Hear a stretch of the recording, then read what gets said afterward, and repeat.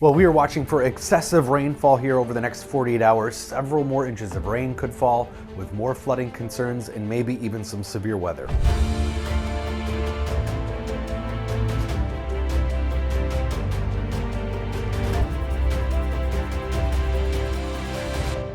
course, the problem with all this rain is that we've had too much of it. This is looking at 30-day rainfall percentage of normal. Everything in blue is 2 to 3 or even 4 times the normal amount of rainfall. So you add anything on top of it, the soil just cannot hold anymore. Excessive rainfall outlook from the Weather Prediction Center for southwestern Minnesota into South Dakota tonight, and then a slight risk up to the Twin Cities. Now tomorrow into tomorrow night, that expands across most of southern Minnesota. Moderate risk, that's pretty high, with a slight risk across the whole southern half of the state for that excessive rainfall outlook. There is the chance of some severe weather too, though this is less of a concern. We're going to see mainly elevated storms, some hail, maybe a couple wind gusts southwestern Minnesota tonight, and then Saturday into Saturday night, mainly eastern Minnesota into western Wisconsin. Again, mainly some wind and hail possibilities with some of those storms. But the bigger concern is really the excessive rainfall. Today, scattered showers kind of in a line across the southern half of the state. Twin Cities, probably more into the afternoon and evening hours. We'll see some of these scattered showers relatively light. But what we're watching is this boundary that's been with us really through the week, the humid air going back and forth. We had high pressure over us yesterday. You can see this broken line of clouds and showers all kind of stuck here. All of this is going to be surging back northward overnight tonight. And why it's been such an active wet week, we've got that heat we've heard about in the east. We haven't really had a whole lot of that, but hot, dry weather there. This upper level ridge is just a blocking pattern, so each disturbance is coming over Minnesota again and again and again. Now that surface frontal boundary I talked about is going to be moving back northward. Dew points in the 70s tomorrow.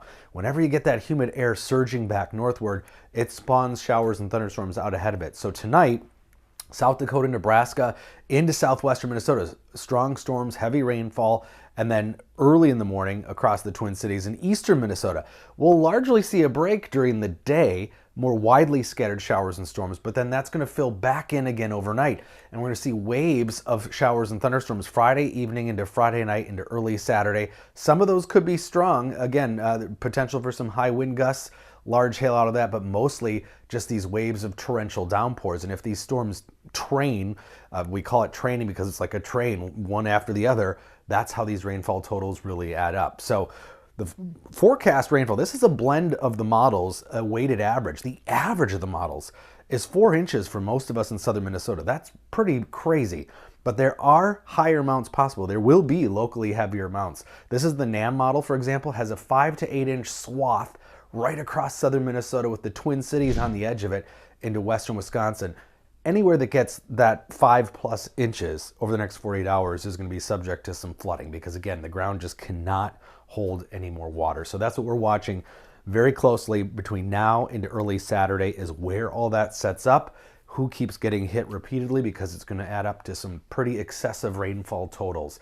The good news is next week looks overall drier. Starting Saturday afternoon, in fact, the sun could break back out, should be mostly dry, but then Sunday and Monday dry mostly. Looks like an overnight chance of storms Monday night, but then the rest of next week looks mostly dry, at least for southern Minnesota in the Twin Cities. So we could really use that dry break, but we still got to get through these next 48 hours first.